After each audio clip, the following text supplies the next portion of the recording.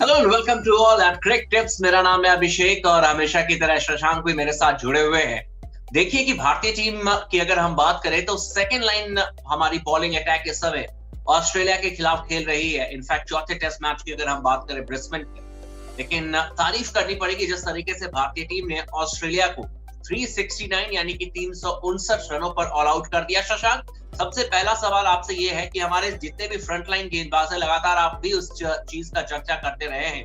Mohammad Shami is out, Jasprit Bumrah is out, Ravichandran is not available, Umesh Yadav is out. उसके बाद देखिए टी नटराजन डेब्यू कर रहे हैं इस टेस्ट मैच में, वॉशिंगटन सुंदर डेब्यू कर रहे हैं इस टेस्ट मैच में, शार्दुल ठाकुर का एक टेस्ट मैच का अनुभव है, नवदीप सैनी इज आउट। लेकिन भारतीय टीम ने ऑस्ट्रेलिया को 369 पर ऑल आउट कर दिया। तारीफ तो बनती है।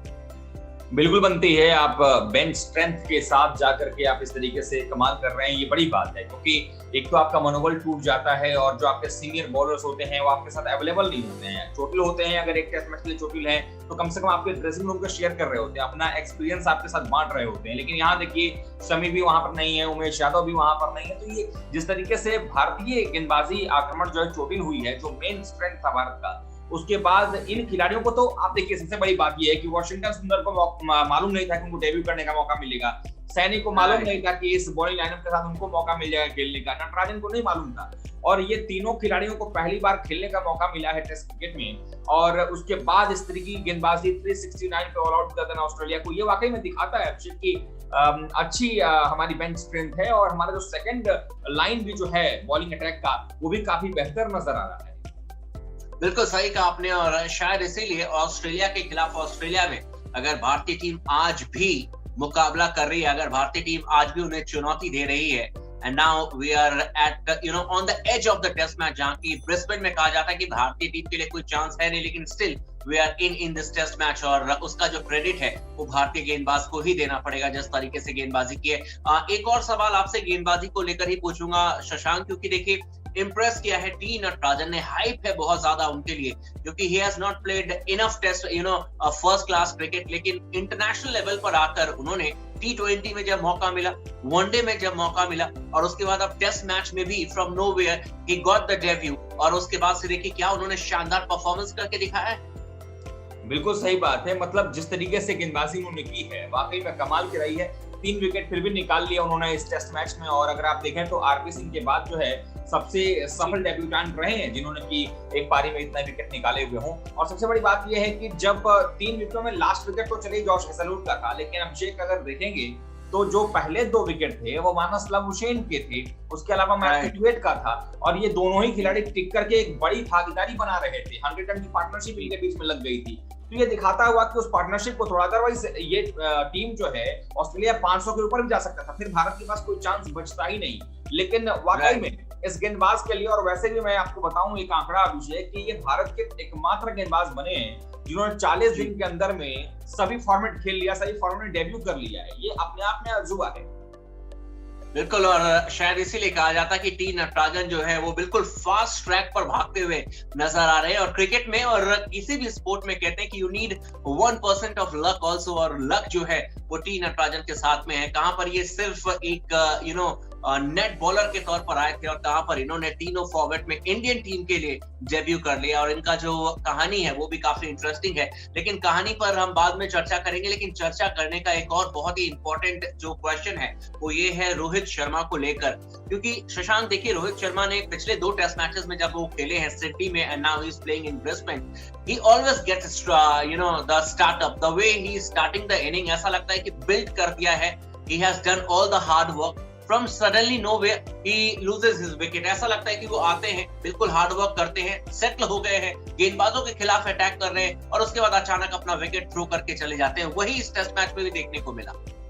बिल्कुल सही पॉइंट आपने उठाया अभिषेक, और रोहित शर्मा के लिए मैं कहना चाहूंगा कि आप एक चीज देखिए, सबसे बड़ी बात है कि बतौर ओपनर आपकी सेटलमेंट कहाँ होती है, आप सेटल कहाँ नजर आते हैं। आप 30 रन बनाते हैं, 40 रन बनाते हैं या 50 रन बनाते हैं, तब आप लगता है कि आप सेटल हो चुके हैं, क्योंकि तब तक आप लगभग 100 के आसपास गेंदें खेल गए होते हैं। नई गेंद एक ओपनर जो है वो निकाल चुका होता है, 17-18 ओवर बीत गए होते हैं, गेंदबाज भी थोड़े थके होते हैं, चेंज हो चुका होता है, तब आपके पास मौका होता है पूरा रन बनाने का, आपका पूरा मौका होता है। लेकिन शर्मा को देखिए पिछले मैच की दूसरी पारी में 50 पर वो आउट हो गए। किस गेंद पर आउट हुए जिस पर आउट नहीं होना चाहिए था उनको, उस शॉट की जरूरत नहीं थी। आज भी जो आउट हुए वो भी उस शॉट की जरूरत उनको थी नहीं। कदमों का आप इस्तेमाल कर रहे हैं, नेथन लायन लगातार एक ही जगह पर गेंदबाजी कर रहे हैं, तो मुझे लगता है कि शायद थोड़ा सा दोबारा से मंथन करने की जरूरत है रोहित शर्मा को, क्योंकि आज जब वो खेल रहे थे अभिषेक, थोड़ा भी नहीं लगा कि कोई गेंद उनको परेशान कर रही है। और अगर टिके रहे, टिकने का मतलब ये था उनका कि 50 तक अगर ओपनर आउट नहीं हुआ है तो उनको ये अपनी पारी को 100, 150, 200 में भी तब्दील करना चाहिए। जब आप वनडे में दोहरा शतक लगा सकते हैं, एक बार, दो बार नहीं, 3 बार, तो फिर टेस्ट मैचेस में तो आप दोहरा 13 शतक लगा सकते हैं। वो काम नहीं कर पा रहे हैं और जिस तरीके से विकेट देकर के जा रहे हैं अभिषेक, मुझे लगता है कि उनको खुद को सोचना चाहिए कि उनके पास पूरा मौका था, आज दिन भर खेल जाते और एक बड़ा शतक उनके पास था। बिल्कुल सही कहा आपने, लेकिन अच्छी बात यह है कि still India have chance in this Brisbane test match. और जो सबसे बड़ा सवाल है वो यही है कि will India gonna win the first test match in Brisbane, क्योंकि हमने पहले भी जिक्र किया है कि India have played 6 test matches in which they have lost 5 and drew 1। तो ये जो रिकॉर्ड है भारतीय टीम का वो बहुत ही शॉकिंग है, बहुत ही अच्छा नहीं है। और ऐसे में हम उम्मीद करेंगे कि इस टीम के साथ अगर भारतीय टीम ब्रिस्बेन में ऑस्ट्रेलिया को पछाड़ देती है तो फिर ऐतिहासिक टीम कहा जाएगा, जिस तरीके से भारतीय टीम ने परफॉर्मेंस करके दिखाया है। आखिरी सवाल और बहुत शॉर्ट में आपसे जानना चाहूंगा, जैसा कि मैंने बताया कि India is still in this test match and India have chance in this test match अगर बेटर परफॉर्मेंस करती है। डे 3 काफी इंपॉर्टेंट होने वाला है शशांक, और भारतीय टीम ने, आपको लगता है कि वाकई में ऑस्ट्रेलिया के ऊपर इस टेस्ट मैच में अगर पकड़ बना लेती है तो सेकेंड लेवल की टीम के साथ हम कहेंगे one of the finest Indian team?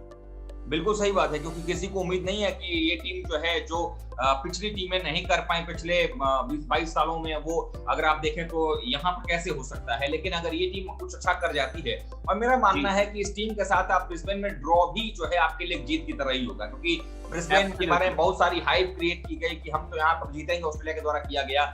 और अगर ये टीम यहाँ ड्रॉ करा लेती है, सीरीज लेवल होगा, आप हारेंगे नहीं, आप बॉर्डर गवास्कर ट्रॉफी को रिटेन कर लेंगे अपने पास में एक-एक के साथ। दूसरी चीज यहाँ पर अभिषेक ये है कि बारिश भी ब्रिस्बेन में हो रही है और उसकी वजह से भी एक देखिए दिन तो निकलेगा, लेकिन पिच में ज्यादा अंतर नहीं आएगा।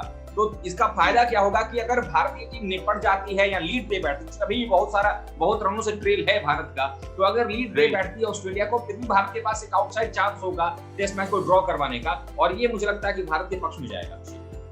एब्सोल्युटली, और अगर टेस्ट मैच ड्रॉ भी होता है ब्रिस्बेन में तो that is like a win for the Indian team, the way India have performed in the past in this ground. लेकिन देखना दिलचस्प होता है कि क्या है क्या नहीं है। Still 3 days remaining in this test match and lot of more cricket is going to play in this test match, और उस पर डिपेंड करेगा कि किस तरीके से दोनों टीमें परफॉर्मेंस करती है। Thank you so much Shashank, और आप हमारे साथ बने और जुड़े, and thank you so much for the Crick Tips viewers. और जैसा कि बार-बार हम कहते हैं कि cricket is not only to watch but also to win, और इसीलिए आप आते हैं क्रिक टिप्स पर, और यहाँ पर बहुत सारी चीजें आपको जीतने का मौका भी मिलता है। इसी तरीके से हम आपके लिए रोज एक वीडियो बनाते हैं, और फ्यूचर में और भी नई चीजें हम लेकर आएंगे आपके लिए क्रिक टिप्स चैनल पर। आपका सपोर्ट बहुत इंपॉर्टेंट है, चैनल को सब्सक्राइब करते रहिएगा, वीडियो को लाइक करते रहिएगा, और इसी तरीके से अपना प्यार जो है वो हमें देते रहेगा। Thank you so much.